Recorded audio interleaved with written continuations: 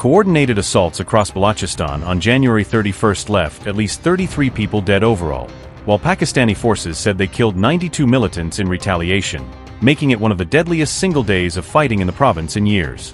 Pakistan's military reported that security forces engaged militants in multiple districts and killed 92 fighters during fierce clashes and follow-up clearance operations, pushing the two-day militant death toll in Balochistan well into triple digits.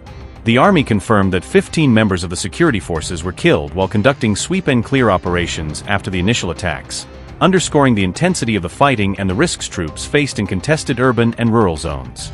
Officials said militants also killed at least 18 civilians, including women and children, as gunmen and suicide bombers hit government buildings, prisons, roads and residential areas, spreading panic across several towns and cities.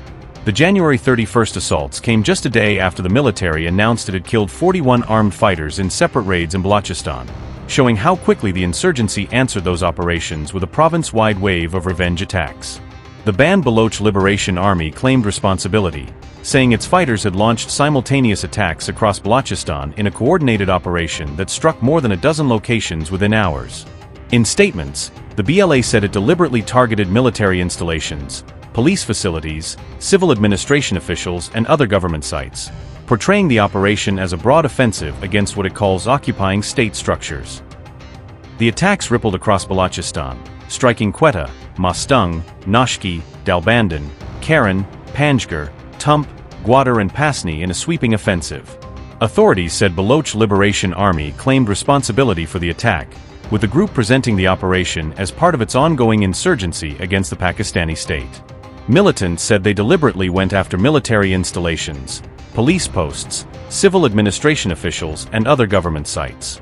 Officials reported dozens of security personnel killed or wounded overall, while in Gwadar a lone gunman killed 11 civilians at a workers' camp, 5 men, 3 women and 3 children.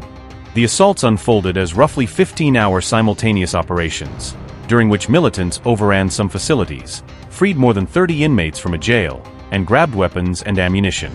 In response, the army, police and counter-terrorism units rolled out large-scale clearance and search operations across affected districts. Pakistan's military media wing, ISPR, said intelligence indicated the operation's ringleaders were directing the attacks in real time from abroad.